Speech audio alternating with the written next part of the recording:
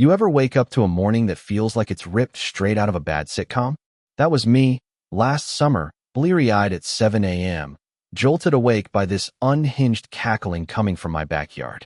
I'm talking full-on, champagne-fueled shrieking, like a flock of seagulls fighting over a French fry, except it's my house, my pool, and I sure as hell didn't invite anybody. I peeked through the blinds, rubbing sleep from my eyes, and there it was, a full-blown circus. Pink balloons bouncing in the breeze, a giant inflatable unicorn bobbing in my pool, and at least 24 women in matching satin robes, toasting like they're at a Vegas resort. A banner stretched across my maple trees screamed, "Lindsay's Dream Bridal Bash." My first thought was, who the heck is Lindsay? My second was, I'm gonna need a bigger coffee mug to deal with this nonsense. So, I grabbed my trusty thermos, stepped onto my deck, the one I spent 3 summers building, by the way, and just stared. There's this woman, blonde hair teased to high heaven, draped in a sparkly bride-to-be sash, lounging on my patio chair like she's the queen of Narnia. She spots me, squints, and goes, "Oh, good, the pool guy's here." I nearly choked on my coffee. Pool guy?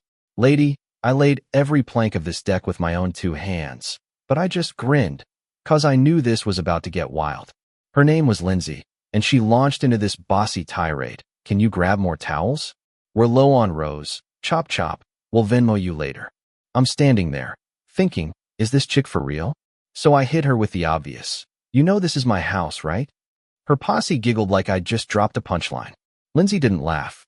She gave me this look, like I'd brought decaf to a coffee convention, and said, "No, this is the HOA's pool. My dad said so. Now, can you be useful? Here's the kicker. My house isn't even in the HOA. I bought this place specifically because it sits just outside their little suburban dictatorship.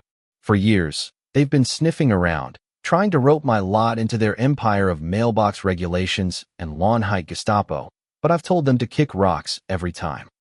Apparently, that didn't stop Lindsay from redrawing the map in her head, claiming my pool as her personal wedding aesthetic.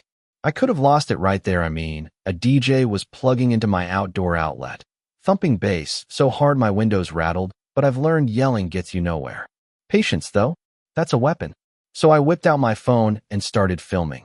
The balloon arch, the caterer piling shrimp cocktails on my patio table, Lindsay posing on my diving board like it's her Instagram throne. When she noticed, she screeched, "You can't film me without my consent." I just smiled and said, "Actually, I can when you're trespassing on my property."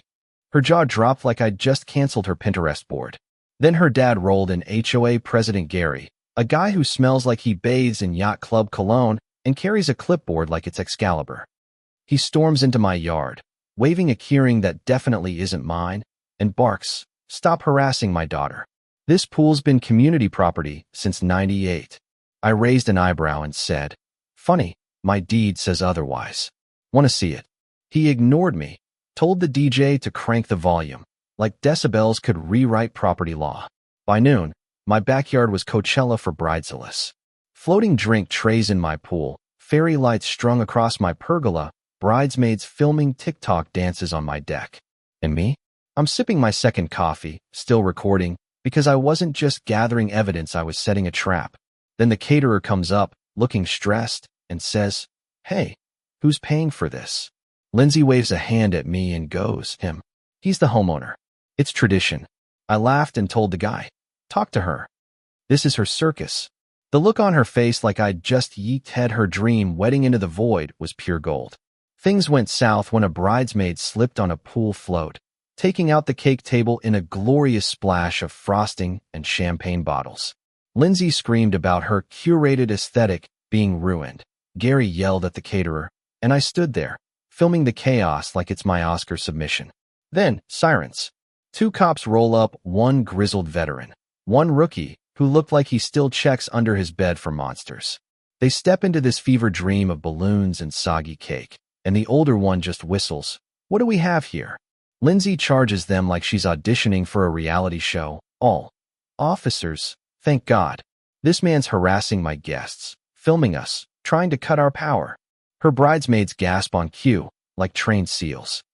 I held up my phone and said, "I've got 400 photos, a couple hours of video, and a fake HOA permit that looks like it was signed by a drunk toddler. They broke into my yard, ate my food, and demanded I play waiter. The rookie inspects the permit, flips it upside down, and goes, this isn't even the right county seal.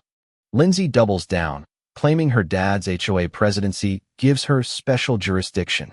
The older cop wasn't having it. Ma'am, unless your HOA's the United Nations, you can't annex a private residence. I didn't press charges not yet, but I got a case number and made sure they escorted every last balloon and Prosecco bottle off my property.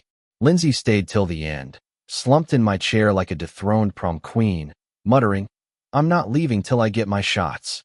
I leaned in and said, "Stay as long as you want." My cousin's at Channel 5 News, and they love a good story. Her eyes went wide, and I knew I'd hit a nerve. A week later, I'm slapped with a letter from the HOA, $5,000 in damages for disrupting Lindsay's shower, plus a demand for a public apology. They called it willful sabotage. I nearly spit out my Cheerios. Sabotage? I didn't summon a thunderstorm. I just held a camera. The HOA meeting was a circus. Lindsay in a white dress, playing the victim, Gary banging his gavel like he's Judge Judy. I showed up with a folder of evidence, photos, videos, that fake permit. The room went quiet when I passed them around. Gary tried to dismiss it, but a board member, fed up, finally said, "If he's not in the HOA, why are we fining him?" Checkmate. Then Lindsay escalated. My mailbox got pried open, my trash cans tipped over, and one morning, I woke up to my pool sparkling with enough glitter to blind a disco ball. On my deck, in giant pink letters, "Congrats, Lindsay." It wasn't just vandalism, it was her trying to claim my pool as her victory lap. I called my insurance, took photos, and laughed, because every move she made was another nail in her coffin. Her lawyer sent a letter claiming I'd slandered her by filming, demanding $50,000 and all my footage. My buddy from law school read it and cackled. This is the dumbest hill they could die on. Let's bury them. So I posted a 30-second clip online, Lindsay bossing me around, waving her fake permit, lounging by my pool. No commentary, just raw truth. By morning, it had 300,000 views. Memes exploded. Lindsay pool party trended. She sent her bridesmaids to my door, begging me to take it down. I just asked, "She send you? Were you here on your own?" They froze. Busted. Lindsay unraveled. She showed up on my sidewalk, screaming I'd hacked her Instagram, sabotaged her wedding, even get this, rejected me romantically. Newsflash, we'd barely spoken. I filmed her meltdown, posted it, and the internet ate it up. Local news ran a segment. Bride's pool party trespass sparks viral backlash. Her fiancé bailed, Gary resigned, and the HOA went radio silent. Then a neighbor slipped me a group chat printout, Operation Bridal Redemption, Lindsay's plan to harass me into submission. That was it. I filed a police report with everything. Glitter, keyed car, fake permit, chat logs. Cops showed up at her place with a warrant: trespassing, property damage, harassment. She screamed from the cruiser, and the internet dubbed it the Pool Queen's final reign. It took 3 days and a pro cleaning crew to get the glitter out of my pool. I sat on my deck after, coffee in hand, birds chirping, peace restored. Lindsay moved away, they say, licking her wounds at her parents. The HOA's a ghost town. Now nobody mentions community events without a nervous laugh. Every now and then, I catch a glimmer of glitter in the pool tiles, and I smile. It's not a stain, it's a trophy. I didn't just win. I let Lindsay show the world who she was. And the world didn't forget. So what do you think? Was I too harsh, or did Lindsay get what she deserved? Drop a comment. Tell me your take. Have you ever dealt with a neighborhood tyrant like this? Hit that like button if your team, keep your pool. And share this if you've got a story of your own. Let's hear it.